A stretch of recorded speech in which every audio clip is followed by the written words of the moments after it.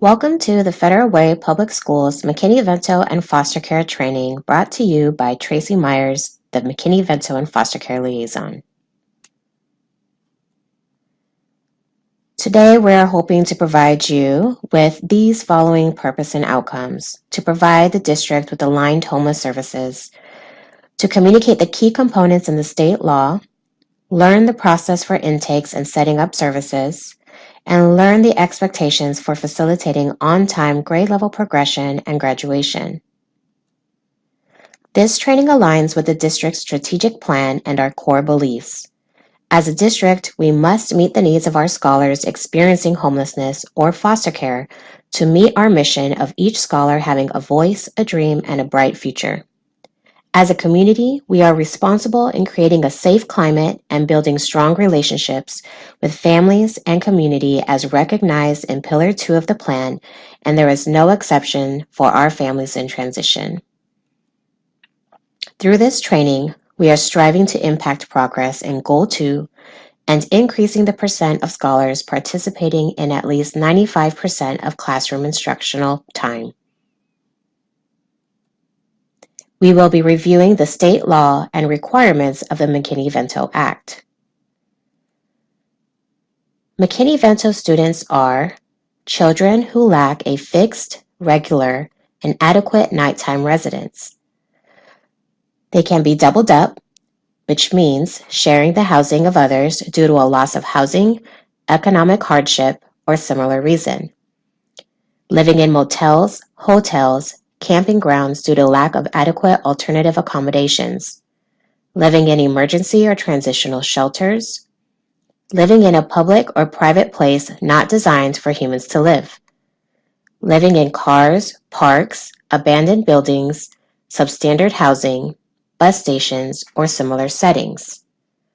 Unaccompanied youth are children or youth who meet the McKinney Vento definition of homelessness and who are not in the physical custody of a parent or guardian. Homeless students have the right to attend their school of origin for the duration of homelessness and until the end of the academic year in which the student becomes permanently housed. A school of origin is a school the student last attended when they were permanently housed, or the school where the student was last enrolled, including preschool. The school of origin also includes the designated receiving school at the next grade level. Homeless students also have the right to attend their school of residence, which is the public school that housed students living in the attendance area where the student is living are eligible to attend. McKinney Vento students are also entitled to immediate enrollment in any public school that students living in the same attendance area are eligible to attend, even if students do not have required documents such as school records, immunization records, and other required health records, proof of residency, guardianship, or other documents. Or they cannot be delayed because they have missed application or enrollment deadlines during any period of homelessness. McKinney Vento and foster care liaisons have the following responsibilities. They must qualify students for McKinney Vento and foster care, arrange transportation, request free and reduced price lunch, coordinate with other school districts to facilitate enrollment, inform parents, guardians, and school personnel, provide information regarding human services, advocate for scholars and their educational rights, arbitrate disputes between parents and school district staff, provide trainings across the district, and do community outreach to raise awareness. We will be reviewing the state law and requirements under the Every Student Succeeds Act and Foster Care Education Program. The Every Student Succeeds Act changed Title I Part A requirements for school districts that provide educational services to students in foster care that became effective as of December 10, 2016. Foster care means 24 hours per day, temporary substitute care for the child placed away from the child's parents or guardians, and for whom DCYF or a licensed or certified child placing agency has placement and care responsibility. This includes any out-of-home care, including a relative or suitable person, so long as a child is under the placement and care responsibility of DCYF and placed in out-of-home care by DCYF. Similarly to McKinney Vento students, foster care students have the right to attend their school of origin for the duration of their dependency. The school of origin is a school in which a child is enrolled at the time of placement in foster care. Schools must ensure that a child in foster care enrolls or remains in his or her school of origin unless a determination is made that it is not in the child's best interest, including preschool. The school of origin also includes the designated receiving school at the next grade level. If a child's foster care placement changes, the school of origin would then be considered the school in which the child is enrolled at the time of the placement change. Foster care students also have the right to attend their school of residence. Foster care students also are entitled to immediate enrollment in any public school that students living in the same attendance area are eligible to attend, even if students do not have required documents such as school records, immunization records, and other required health records, proof of residency, guardianship, or other documents. And also if the students have missed application or enrollment deadlines during any period of dependency.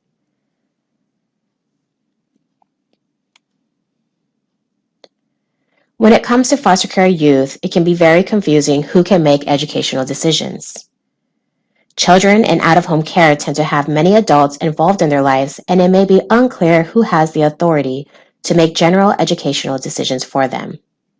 Usually, birth parents or caregivers are the decision makers, even if a child has been removed from the home. But courts in Washington state may appoint an educational decision maker who is neither the parent or the caregiver. General educational decision-making rights may be given to foster parents, caseworkers, relatives, or other advocates. In these cases, for children in out-of-home care, the educational decision-maker will assume the rights of the parents under the Title I, Part A provisions of the ESSA, including the right to select the school in the child's best interest and pursue any disputes with the school district. The school must be informed of who has decision-making authority for each student. The responsibility of informing the school typically lies with the student's child welfare caseworker. What children experience in foster care can be challenging to understand. These two resources are great places to visit to get your questions answered. Treehouse provides a guide with very detailed information on how schools should support foster youth. The OSPI Foster Care Education Program website also has additional resources. McKinney Vento and foster care scholars have the following rights and our responsibilities to meet them as a school district. They must attend school in the attendance area where they are currently living, or attend the school of origin when in the best interest of the child. Immediate enrollment and support from the district liaison in obtaining school records and coordinating services. Receive transportation to their school if necessary. Free school meals. Receive tutoring services focusing on academic assistance. Receive preschool services. And support with on-time grade progression and graduation. It is our responsibility and required by law to identify homeless children and youth. Resolve disputes promptly using the dispute process. Increase awareness of all school personnel of the needs of homeless children and youth. Remove barriers to accessing academic and extracurricular activities, as well as barriers to receiving credit for full or partial coursework completed. Address problems resulting from enrollment delays caused by requirements for immunizations or other required documentation. Ensure school counselors advise homeless youth to prepare for college. and give homeless children and youth opportunities to meet the state's challenging academic standards.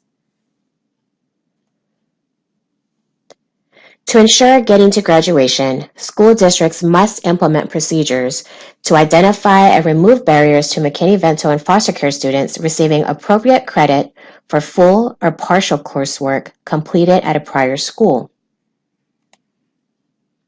New Washington legislation has passed requiring that when a waiver of a specific course has not been granted, school districts must provide an alternative means of acquiring required coursework so that graduation may occur on time. School districts must consolidate partial credit, unresolved, or incomplete coursework and provide opportunities for credit accrual in a manner that eliminates academic and non-academic barriers for the student. For students who have been unable to complete an academic course and receive full credit due to withdrawal or transfer, school districts must grant partial credit for coursework completed before the date of withdrawal or transfer, and the receiving school must accept those credits, apply them to the student's academic progress or graduation, or both, and allow the students to earn credits regardless of the student's date of enrollment in the receiving school. It is required that school districts waive the local graduation requirements and ensure the receipt of a diploma for qualifying students if the student has enrolled in 3 or more districts as a high school student and has met state graduation requirements. McKinney Vento and foster care youth are also eligible for financial aid for higher education. Liaisons must ensure unaccompanied youth are informed they qualify as independent students for the FAFSA and assist the youth in obtaining verification of that status. Unaccompanied youth can complete the FAFSA without parental signature or income information.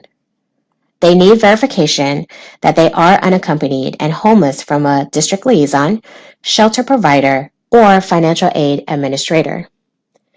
There's more information you can find at this website with Schoolhouse Connection.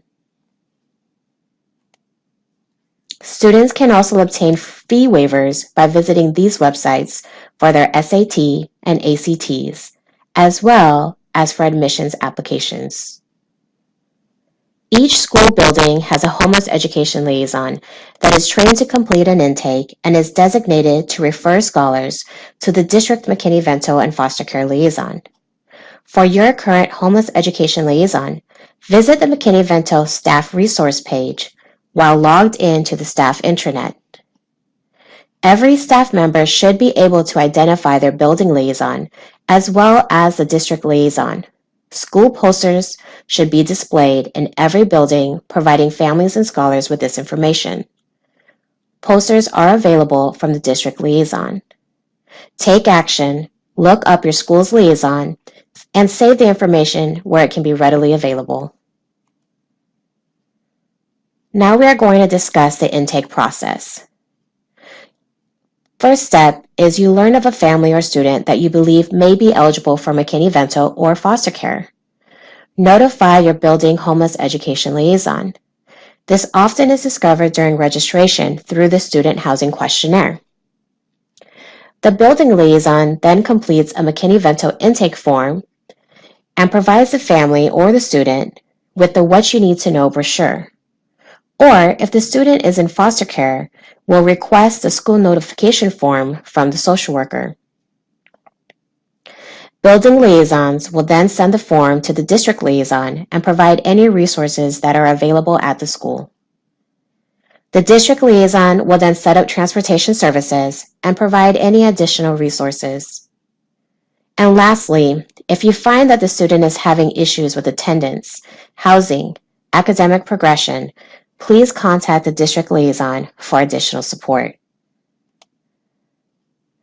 Thank you for completing this training and for supporting our district's commitment to ensuring our scholars experiencing homelessness and foster care are successful in school.